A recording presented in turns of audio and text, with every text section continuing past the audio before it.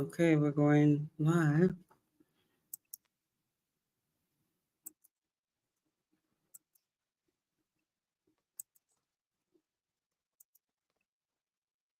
Well, it won't let me go live.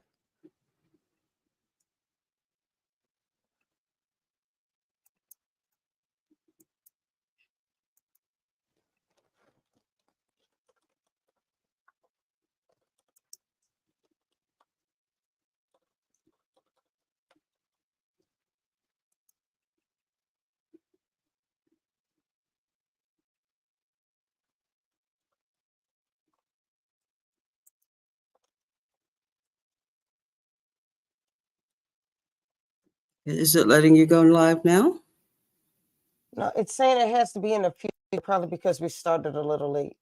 Oh, okay. All right. All right. Well, we are live, and I want to welcome all of you who are watching. I believe everything is working. I don't know. We'll just wait a few minutes, see if anybody hollers. But um, There just we want to go. welcome to our special presentation today, which is Write That Book.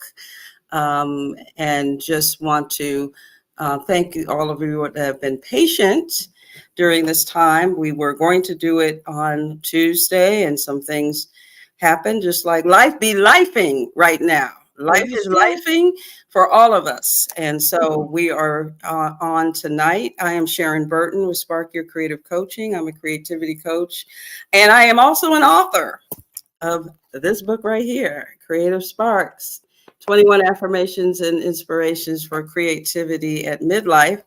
And we are celebrating National Book Month.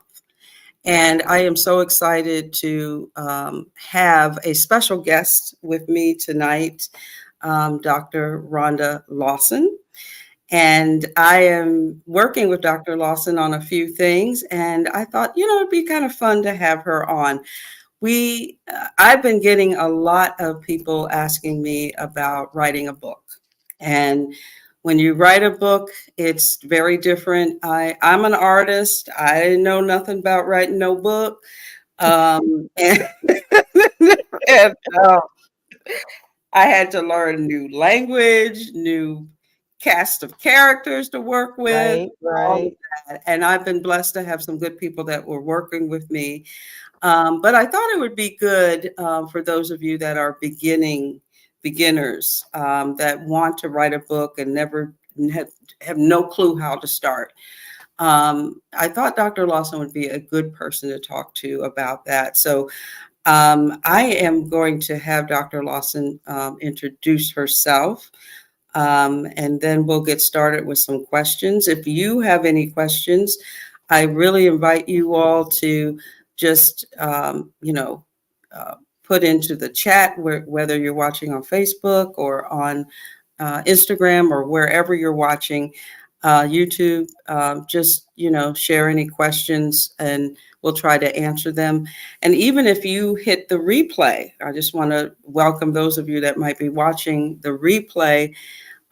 Feel free to leave a question, and both Dr. Lawson and I will be checking periodically, and we can answer them. So, without further ado, Dr. Lawson, introduce yourself. Tell us a little bit about your writing journey and how you work with writers. Oh, it's so much, so much. Hello, good evening, everybody. My name is Dr. Rhonda Lawson, and I am a 24-time published author.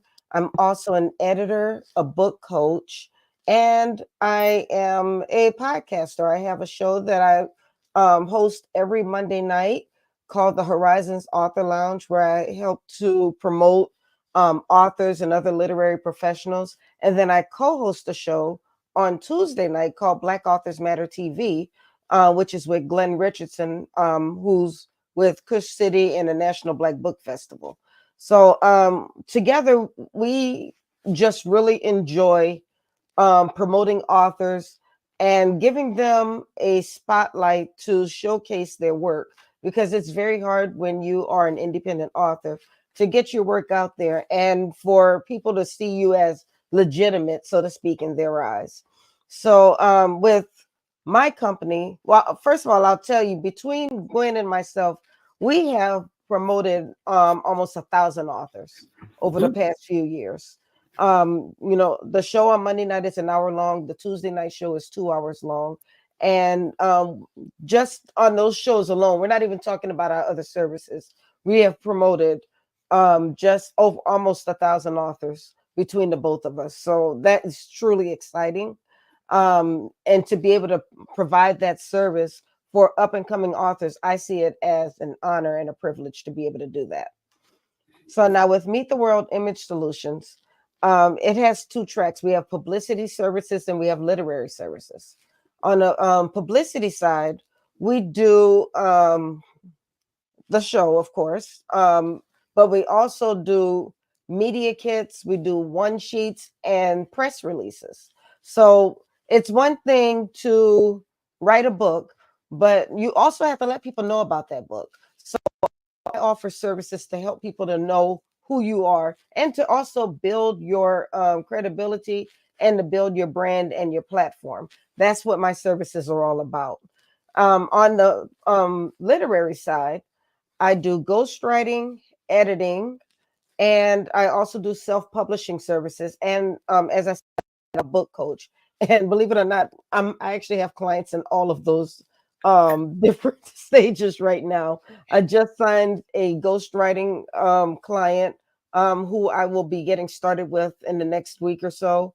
I have an editing project I'll be finishing up, and I'll be sending that back to her probably in about the next week. I have two coaching clients. With the coaching clients, I do a VIP one-on-one coaching program. And let's say you have a book in your heart and you don't know what to do with it. You don't know how to get started. You don't know where to go. I actually offer a book coaching class, a book coaching program where you'll come to me. We'll talk about your idea. We will work together on a roadmap to get you through your book. If you like, for instance, with the client I have right now, she sent me the first time she sent me 3 chapters. I read them and I marked them all up. And the second time I said, okay, I'm just going to read it. She said, thank you. Because I was so discouraged when you marked it all up. I didn't mean to discourage her, but at the same time, it helped her to focus on where she wanted to go.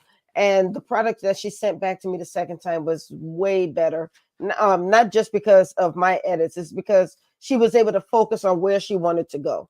And so with the VIP coaching program, we do that one-on-one. I'll give you that live feedback. And then we have one day, we have a VIP day where we will spend all day working on your project, no matter what stage it's in. You can be done with the book and we're going to work on a publicity plan. You can be halfway done with the book and we're going to work on a map to get you to the end. But by the time you finish the program, you will have a complete book ready to be published. And that's what it's all about. You sometimes people have great ideas. They're just not sure how to conceptualize them and get them out. And one big thing, especially when it comes to memoirs, a lot of people want to write about their lives, but and it sounds very harsh, but if you're not a celebrity or some type of famous influencer, people don't care about your life, but they do care about the message. And if you have a message that you can share with them that's going to help them in their journey, that's going to let them know they're not alone in this world, they're going to be more apt to read your story.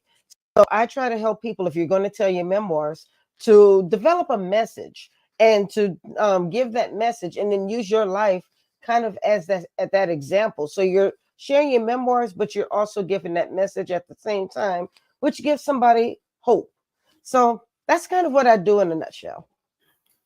Well, and that's a lot, and it's more than I thought. I'm also going to be working with Dr. Lawson in February for Black History Month, where she does a wonderful weekend program with authors, and I'm going to be one of them. You woohoo! So I'm really looking forward to that. All right. And those that don't know me, I'm Sharon Burton with Spark Your Creative Coaching. I work with writers, authors, artists, um, and particularly those at midlife who are interested in really launching a creative life or getting unstuck. Maybe you've been working on some things and you just can't get through and move forward with your creative project, or want to move into a more creative life. I work with people, particularly at midlife, to do that. And I target that group because, you know, when we look at our background, you know, a lot of us were not as encouraged to pursue creative lives as other generations did. So, you know, a lot of times it takes us a little bit longer to get the confidence and to move forward with our thinking that creativity is not a frivolous thing to do, but it is something that provides self-care for us, and that it's healthy to pursue our creative passions. So that's what I do. I do that through workshops. I'm working on a group program and all that good stuff. My book, Creative Sparks 21 Affirmations and Inspiration for Creativity at Midlife, was designed to encourage people to actually pursue a creative life and to move forward through anything that causes blockages for you. So we're going to go ahead and get started with the questions. And again, this is really for those folks that want to write a book, never wrote a book before, don't know how to go about it. And so, Dr. Lawson, my first question is, what do you feel is the most important step for someone who wishes to write a book for the first time? What would you say before they hit the computer, before anything? What is the most important thing do you feel that needs to be in place? Well, I think the first thing depends on what type of book you want to write. Are you talking about a fiction novel? Fiction, actually, fiction novel is kind of redundant. I mean, because if it's fiction, it's a novel.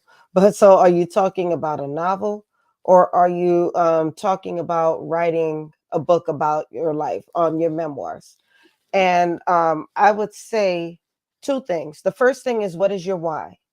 Are you Mhm. writing this book because you want to get all of your thoughts out of your head and, you know, kind of using it kind of as your diary? Is this something you're going to pass down to your family? Maybe a couple of friends can read your book, or do you want to make money? And sometimes we use making money as a dirty word, and it's not a dirty word. If you want to make money, it's absolutely great that you want to make money. But no, just know that you may have to go about your book a little bit differently if you want to write a book that you plan to market and make money from. So think about your why and where you want to go with that. The second thing is to think about, as I said a little bit earlier, your message. What do you want people to take away from your book? Once they finish reading your book, what do you want them to feel? Do you want them to feel encouraged about something, inspired to do something? It's the days of just writing about your life are basically over. I mean, even if you look at the celebrities' books, there's usually some type of underlying message that goes out there throughout the entire story. And I love reading memoirs. I've read Steve Harvey's memoir. I've read Bernie Mac's memoir. Kevin Hart. Um, I think a long time ago I read John Johnson's. If you remember Ebony magazine, I read that magazine. Or excuse me, that memoir. I love reading memoirs, and the best memoirs are ones where there's a message behind it. Taraji P. Henson is another one. If you read her book, she has a message throughout the book. She talks about her process of becoming an actress. Yeah, she started the story when she was a little girl, but she didn't hang out there. Sometimes people want to write their memoir and start from when they were a baby all the way up. She talked about just enough of her childhood to get you where you needed to go in her story. And then, you know, how all of that contributed to her becoming an actress. Another person, Viola Davis, painful, painful memoir. It started off very sad, um, but it made her who she is. She talked about the struggles that she went through with her looks and with her personality and being poor. And she moved that all the way up to where she is today. In fact, the book was so moving. I gave it to my daughter, who was a budding actress. She didn't want to be an actress anymore after she read that book. She now works for the federal government. Okay, ran from the creative side. Okay. Because she was very real in the book, and she talks Yeah. about the struggle. Everybody who becomes an actress or an actor is not going to be famous. Only a small percentage of those people actually become what you would call a star.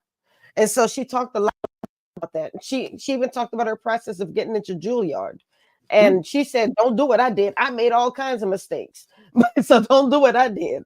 But I'm glad that she told that story. That was a very big message throughout her story. So if you, me, and Pookie down the street, when we're gonna write our memoirs, we've got to have a very strong message. So think about what the message is, and then what moments in your life contribute to that message. And if you tell your memoirs that way, it's going to resonate with more people and it's going to make more sense. Okay. Okay. So, so far, your the first thing is, what is your why? Why Yeah. are you writing this book? What is the purpose? How does that relate to you Mhm. as an author? And I would also add, if is it something to, if you're from a business point of view, which is my book was from a business point of view, how does that relate to what you do as a business, and how can Exactly. you I use? mean, you may not be writing your memoir, but if you want to write about your book, and I've said about your business, I've said this before, that every business owner needs a book. Yes. There are so many people out there who probably aren't doing much better than you, but because they have a book, they've legitimized themselves and they've set themselves apart in their industries, and they use that as their calling card. And it doesn't just have to be about your life. Maybe you do 10, if you are, let's say you're a person who mounts TVs on the wall. Hmm. Great business. There's like, when I need to mount a TV on the wall, I know this guy I call. I'm not trying to do it myself, because I'm gonna be mad when that TV falls off the wall because I didn't do it right. So, Word. but let's say he wants to write a book about um 10 ways to make your house more smart. Everybody likes a smart home. I'm eventually getting to a smart home myself. Maybe he could write a book about that. Maybe he can write a book about the three TVs you shouldn't waste your money mounting up on the wall. I don't know, something like that. Hmm. But things that have to do with his business. That's going to bring in passive income for his business, and it makes him an expert in his industry because people are going to see that book. If he's invited them for a speaking engagement, he can use those books to sell from the stage. I've seen so many people who have given a rousing speech, and then at the end, they say, "I'm going to be outside and I'll be selling copies of my book."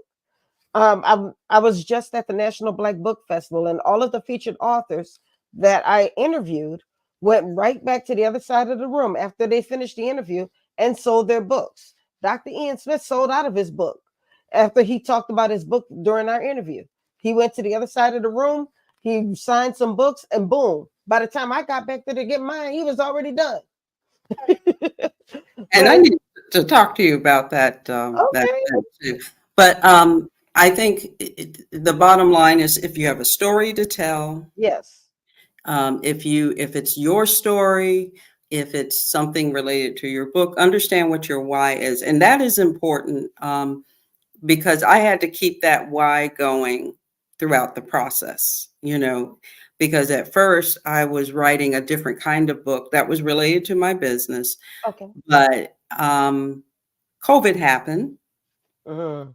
And that's another thing I would also add is, keep an eye on what's happening around you, Yes. particularly depending on how that book is, because mine was going to be a little bit more, a little more researchy and academic about creativity Mm, versus, light and inspirational. And when people went through COVID, they needed more of that than, heavy.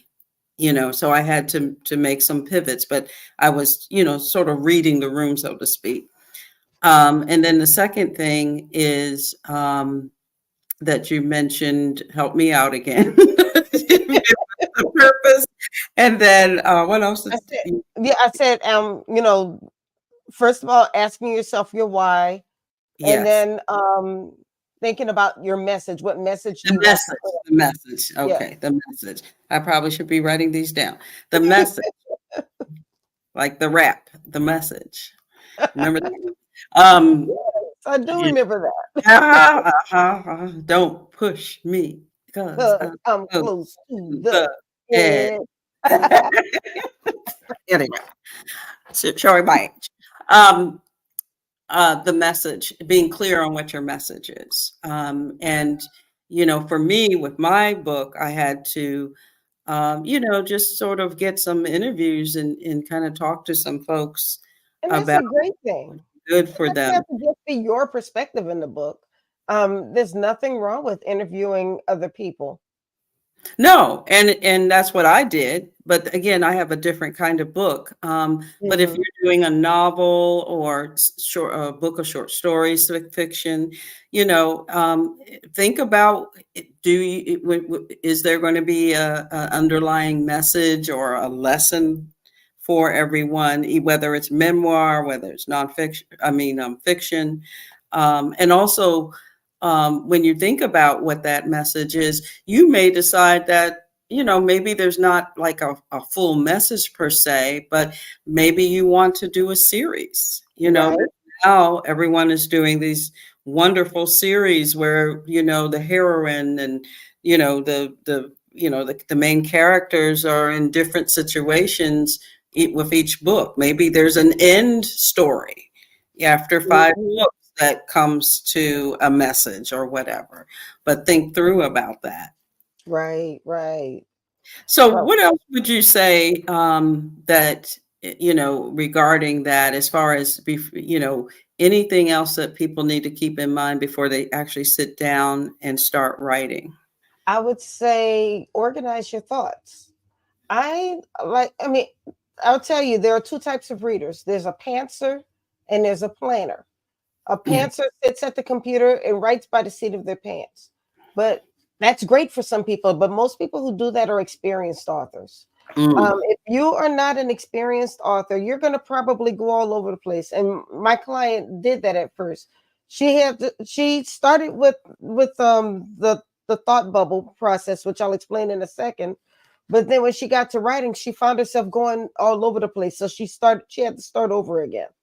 But planning helped her to stay focused.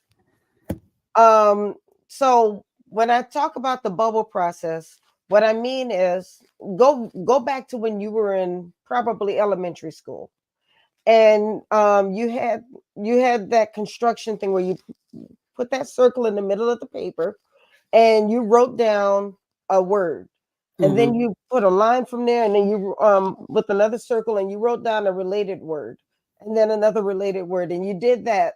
That is a great way to organize your thoughts and to outline your thoughts. It doesn't have to be fancy. Nobody's going to ask you to show your work. You're not going to have to turn it in to anybody. You don't have to publish it. This is just for you to organize your thoughts. So what she did was she actually had a dry erase board, which I loved. And instead of a little piece of paper, she used her dry erase board and she made that circle.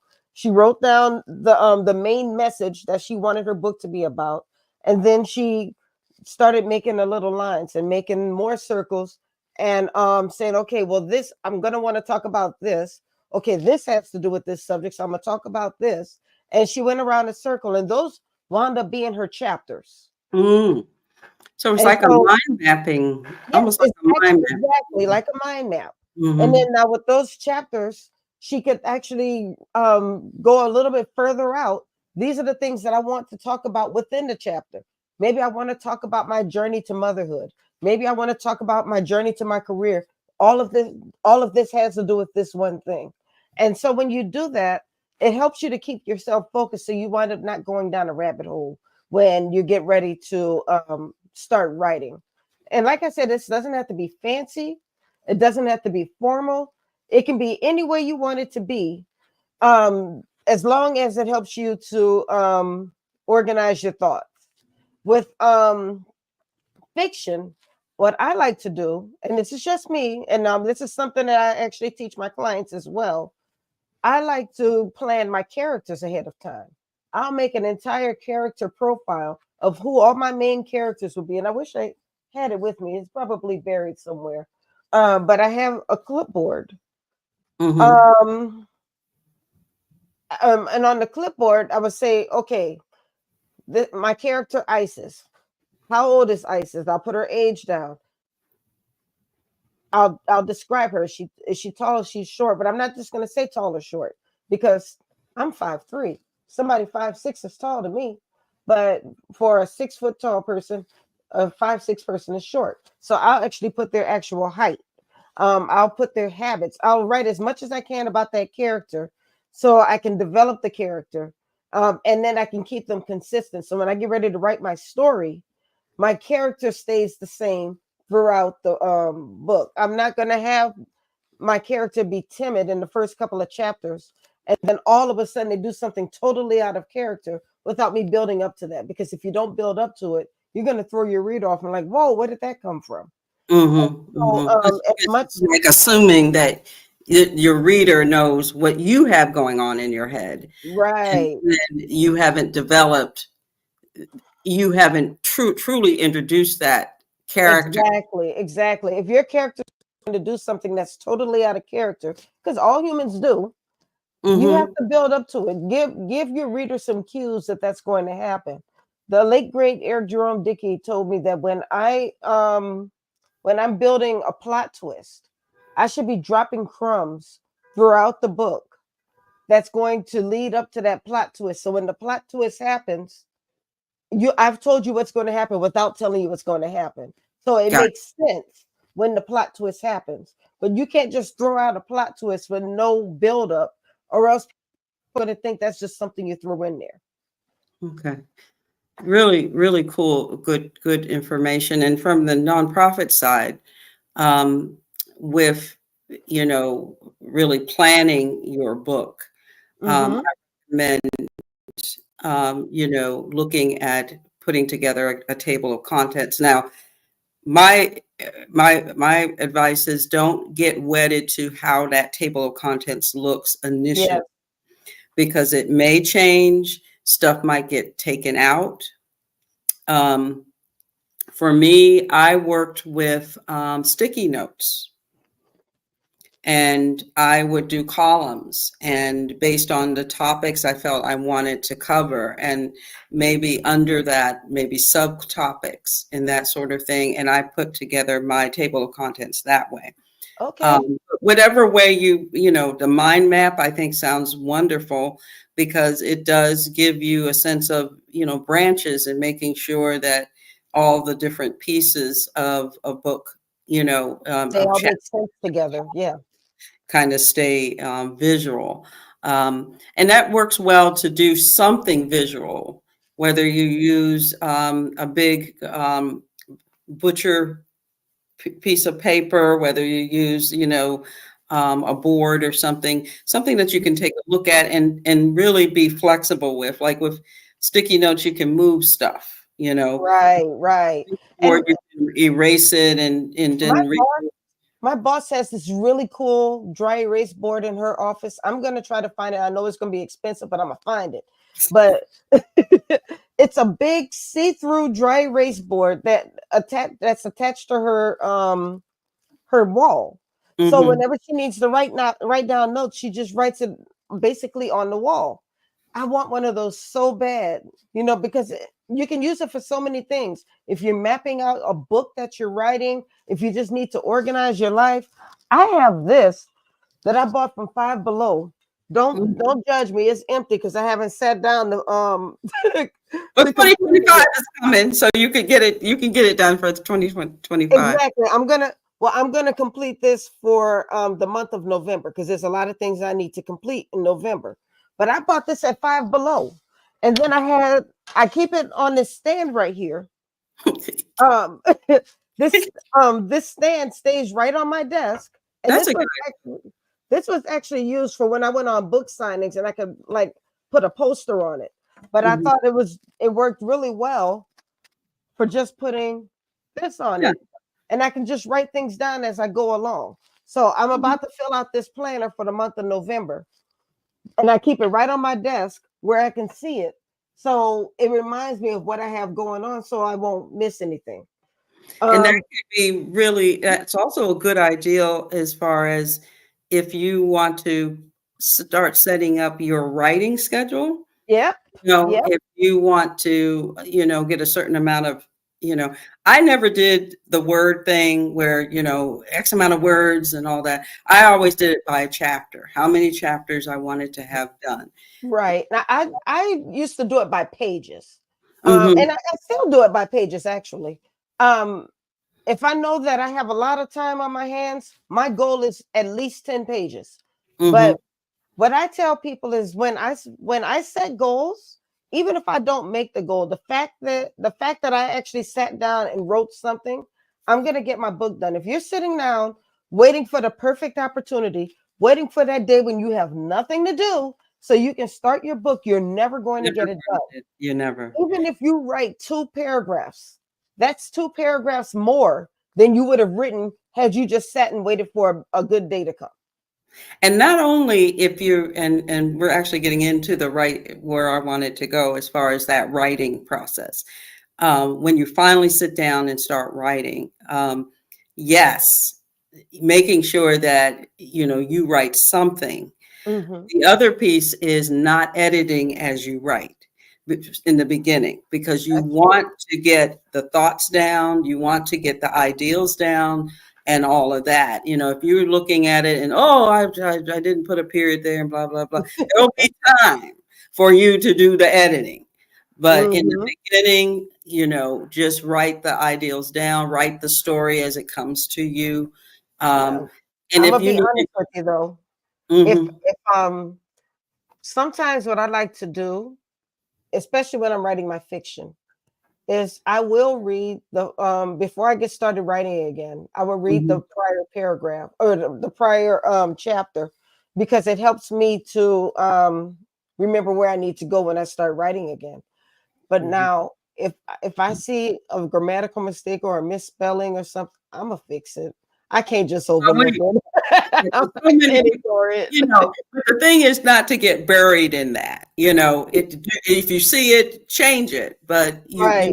wanna just sort of go raw with your writing in the beginning. And for those that are doing nonfiction, I just after I had all my tables of content together, I just started writing.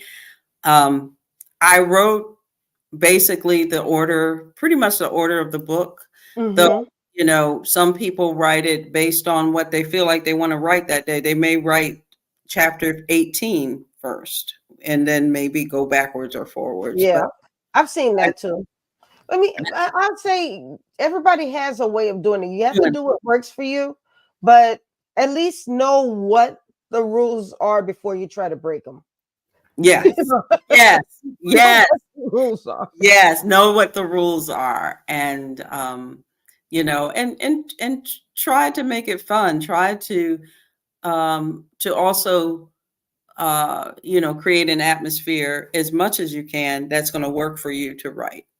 For me, aromatherapy is real big for me. So I always had to kind of make sure I had the right scents and stuff on. Right. For others, it might be lighting. It might be they work best at a cafe. I worked at a co-working space and a coffee shop were my two main places. And they both had this weird kind of atmosphere where I was around people, but nobody was bothering me. And that worked well for me.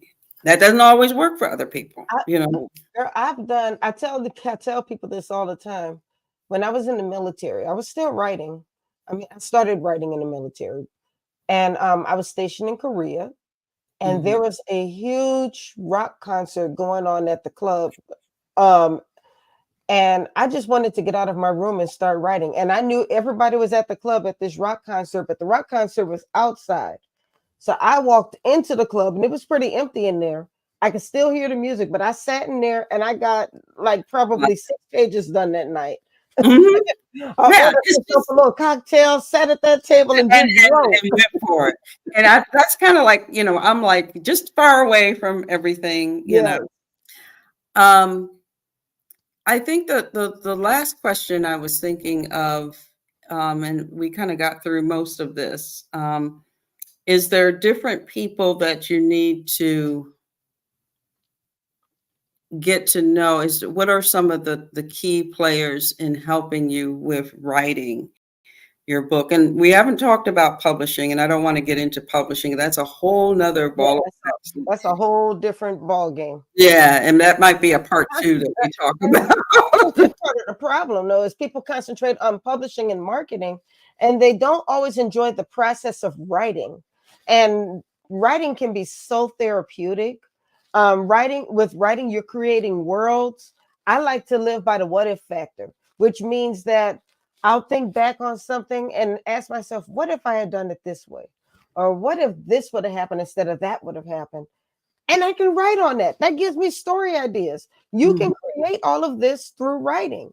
mhm, So, I mean, and then there are ways, just think that your words that you're writing down, if you don't think about them as a means to make some money and start thinking of them as a means to touch other people, it makes you look at your writing in an entirely different way. So I just want people to enjoy the process when it comes to writing. So I'm so glad that this show tonight is just about the writing process and not we're not talking about publishing, we're not talking about marketing. We're talking about enjoying the written word. absolutely. And that may mean, you may want to share your manuscript with someone.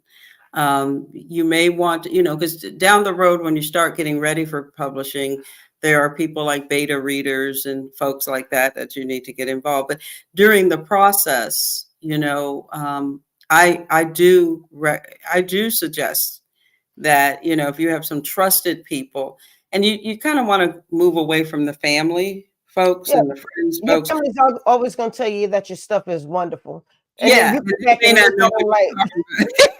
You may not know what you read. But some trusted people in the field. There's a lot of folks that are into young adult literature. You know, that's real popular right now with people writing. mm-hmm, Do you have young people that around you that, or do you have access to your key audience? Ask them to read a little bit of what you wrote to see, does it make sense? Or, yeah, what do they think that the kids are contemporary? Sometimes we think we're talking in their vernacular or that we're presenting realistic kinds of things that they would really get into, and we may be way off base. So you want to be able to get some advice. For me, I had to really, tap into some creative people, to kind of make sure that, am I really addressing some of the issues? But a lot of it I already had through my clients, so I kind of knew where I was mhm, going with a lot of that. But being able to not be so siloed that you're not getting the right input, because you don't want to have to rewrite everything. There may be some things right, you might have to rewrite. And that's the other thing too, not being afraid to rewrite. Because I know some people, exactly. Don't be married to it, and it's okay to massage it a little bit. yeah, it's okay to you may decide on a different character or a different scene or different, and Hmm. there's nothing wrong with it. You don't want to use that as a way to procrastinate on getting it done, though. But Right. be open, what you're writing. So, Dr. Rhonda, anything else that you would like to share before we close tonight? This has been really good. Maybe we'll do another one on the publishing end, because I think people get confused with that too. I know um, it's been an education for me regarding the whole publishing maze. But Yeah. anything else as far as the writing and just sort of getting started? Um, I will tell you, if you are writing your first book, this is going to be your most enjoyable time as an author. And I say that because when you're writing your first book, you don't have deadlines. You don't have publishers breathing down your neck. You can enjoy your time writing your story because once you publish that first book, whether you get a publishing deal or whether you self-publish, the hard work starts. If you had a publishing deal, now um, you have to deal with deadlines. You have to deal with the fact that the publisher is going to market your book the way the publisher sees fit. And you may not always agree with that. I've had some book covers that I didn't agree with, but I didn't pay for that cover. It came from the publisher. So I lost some control over my work. So that's something that you have to keep in mind. If you self-publish, now you are promoting the book all by yourself, and you're gonna have to always talk about your book. People should get to the point where they're tired of hearing about your book. But that's when all of the hard work starts. So before you go into that world, enjoy yourself being being an author, being a writer, and finding ways to tell your story. Become an ear hustler. Watch. One of the reasons I started watching reality shows was to get ideas for books. now, Yeah. You know, I now I've didn't gotten even a little think about stuck on that. it. Yeah, Yeah. 'cause there's some serious there's some serious reality shows right now, and I Yes, mean, there they're are. guilty pleasures for me, you know, some of them. But actually, you're right because there's some interesting themes that come up with that. Hmm. Oh, I know what I had one more question. Any thoughts or advice regarding poetry? There's a lot of people who write poetry. Yours truly is working on a poetry book um, Hmm. that will hopefully come out next year. We'll see. Any thoughts on that as far as, you know, going about putting a poetry book together? Um, you need to have more than just a few pieces if you plan on doing a book. Mhm, Um, I would suggest at least 50, at the very least 15 to 20 different pieces of poetry. And poetry should be edited just like a story should be edited. You want the words to make sense. You want the words to be spelled correctly. The grammar should make sense. mhm, Yes, there sometimes you're going to use dialect and vernacular in your poems. There's nothing wrong with that, but there's a difference between using dialect and vernacular and just careless writing. So mm, everything should make sense, even if you're writing poetry. Now, I will say that, and if hopefully it's okay to do this, but I am sponsoring or I am hosting a Meet the World Writers Cruise, August 29th through mhm, September 3rd. And one of the workshops that's going to be included on the cruise is a poetry writing workshop. So this is going to be a great time to talk face to face with poets who have been there, who have been writing this for a while. Um, mhm, and they can talk to you about how the book should be structured, how your poetry should be structured. So we'll have workshops on that. We'll have workshops on the writing process, and yes, the marketing process as well. mm. If you'd like more information about the Writers Cruise, the deadline to make your deposit is November 10th. So it's just coming up pretty soon. So I don't want you to miss out on that. But you can go to my website, www.mtwimagesolutions.com, and then just click on the Writers Cruise for more information, and you can make your deposit right there. So we'd love to see you on that cruise, and have a good time with us. It's not going to be all work. We're going to party. We're going to have socials. We're going to go on excursions, but this is going to be a writer's retreat like none other, and I hope that you can make it. Yes, yes, yes. And I recommend that you visit Dr. Rhonda's website for her services. And she is pretty much all over the map with social media. I'm trying to figure out how did I find you? I found you through PJs. Yes, Um, yeah, yes, because CJ. um, uh, what it, uh, what is her name? I can see her face. The co-owner. She was telling me Yes, a lot about you and T- about yes, and Tyra, and Tyra. she That's it, Tyra. Tyra, and I just did an event there, but I was very interested in some of your author events there, and I couldn't get over there, and was talking to her about it one day, and she spoke very highly of you, and I said, well, Oh, I'll be a part of that thing next year. So, the rest is history. well, there Um, we go.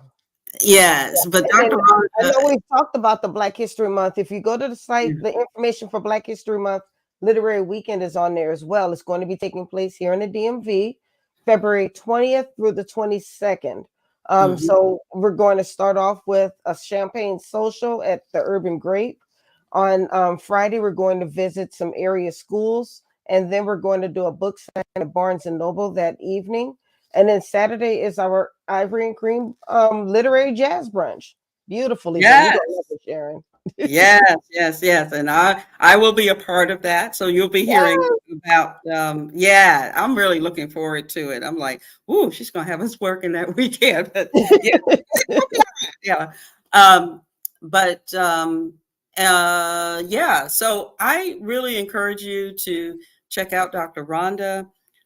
If you are watching the replay, I encourage you to just, if you have any questions, Can I feel put my free. website in the chat so they can? Sure, do that. Do that. Put your website in the chat. And if you need to get in touch with me, if you need coaching services overall, if you need to just to get to the point where you can write, I can work with you on that.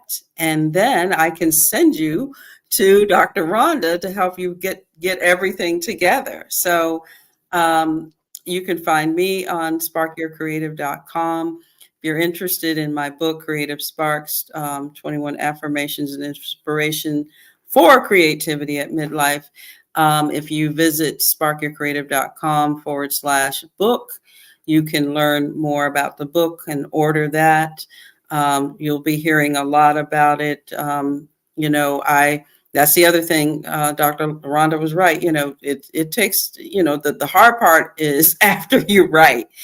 And and it's not just that day that you launch. I mean, some people just say a little something about it and then you don't hear nothing about it no more. Right. No, it's really as long as the book exists, you have some way to marketing it and getting it out there. And I'm looking forward to working with Dr. Rhonda for Same that. here. Yeah, And I think I we're gonna have a just good want to time. say I love what you're doing because there are people who reach a certain age and they don't feel useful anymore, so to speak.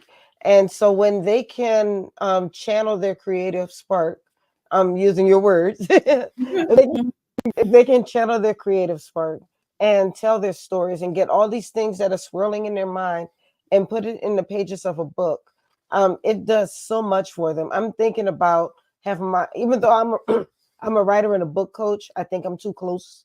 So I'm thinking about maybe having my mom talk with you. And Yeah, 'cause she yeah. has so many thoughts that she wants to get out. And she's been thinking about a podcast or writing a book. And I think this will be a good opportunity for her to get a lot of that off of her mind. And that's exactly the people that I work with. So yeah, that'd be great. Just want to thank those of you that were able to pop in and pop out.